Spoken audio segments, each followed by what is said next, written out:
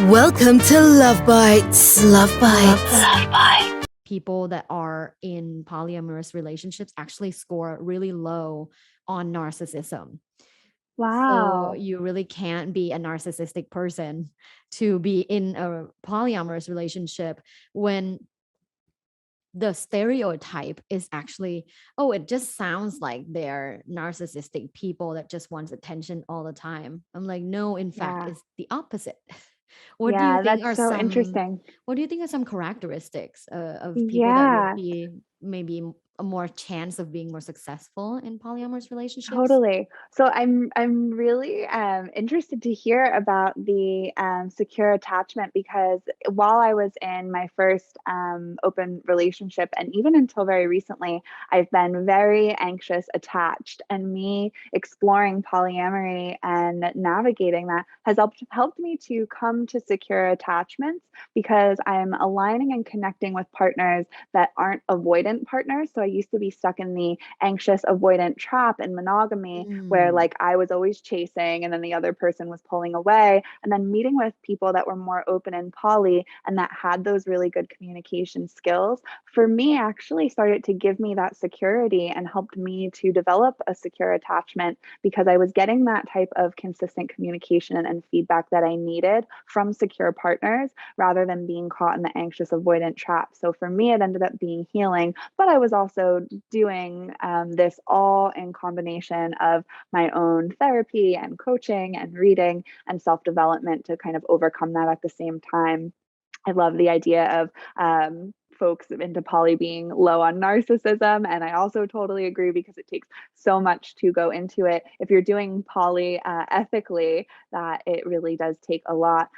Dr. Jana Vranglova has some really interesting research about this as well and laid out some traits that are really important for opening and navigating open relationships. And I know that novelty seeking, openness, adventure, and grounded, healthy communication skills are really high up there to be able to navigate this successfully. And I know for myself personally, novelty seeking and openness are just high on my value system in general and my personality. So it definitely fits. Interesting. So in this particular uh, novelty seeking concept, is it specifically novelty seeking in the sexual setting, or is it like just someone who loves novelty?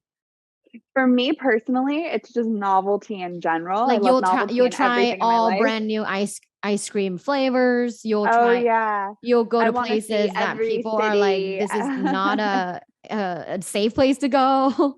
Oh, exactly. Like I want the risk, I want the adrenaline, I want the adventure. And I even just do that in love and not just in sex. Like just I literally my most recent partner, I traveled out to meet an old flame from 10 years ago on a whim in Colorado, got a ticket to go visit, fell in love and he got a ticket back. So we're just like following that Wow. heart to such like this big open exciting adventure experience and kind of letting that lead the way and lead my heart. I love that. You just seem like you love love.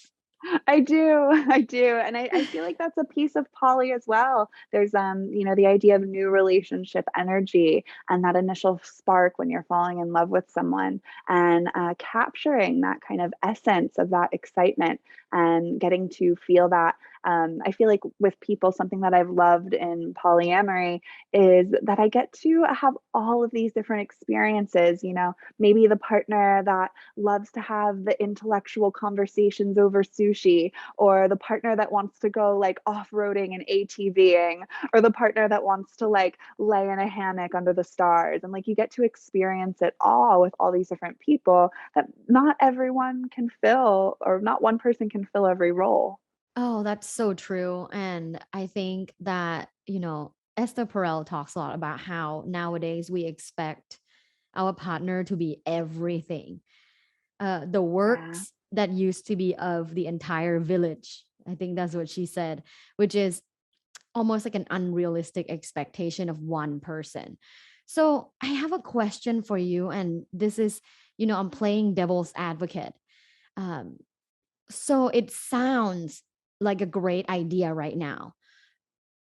Was there ever a time where you experienced a difficulty or like extreme jealousy or ways, I guess, things that were like not reconcilable? That's so interesting. I think that in my long-term poly relationship, there definitely came a point where both partners realized that poly wasn't for them. Hmm. I don't think that there was like a moment of extreme jealousy that was like a boundary that had been crossed that was too big to bear. We were all really fantastic at honoring those boundaries. But I know that both of them ultimately decided that monogamy was better suited for them. And then in other poly relationships that I've had, we've just realized that regardless of poly, we're both still poly. We just weren't a right match. And then that's totally fine too. Um, I Like we'll have both go heard. poly elsewhere.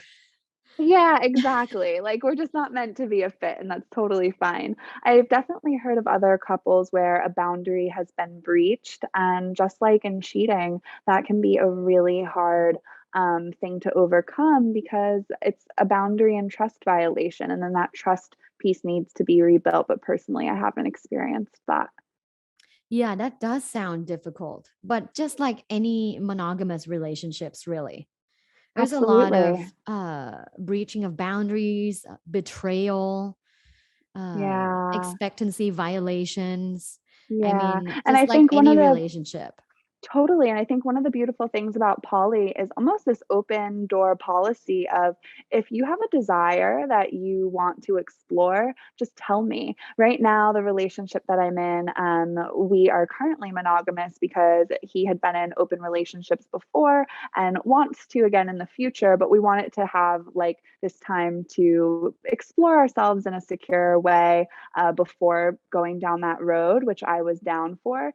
And I think, crap, where was I going with this thought? It's like you can open and close, open and close. Yes, you can. Like, it's always open to be played around with and explored in all of these different ways, and that you can really follow your heart and navigate it in any way that you want, to make sure that both partners are secure, that nothing really needs to be final, that you get to set the boundaries as you go. And that's the other thing that I would recommend to people who are interested in opening up is kind of tiptoeing up to that line. You don't need to say that, we're going to start an open relationship and everything and everyone's on the table and whatever you want to do is fine, just use condoms. You can say, you know what, let's just go to the bar and flirt with other people tonight, or let's Right. get on an app and see if we meet another couple and then just go out for drinks with no expectations. Or maybe the first time that we have a threesome or do like a couple swap, we're only going to make out and roll around in bed and there's going to be no penetration or genitals at all. That Like, you actually totally get sounds to set really your fun.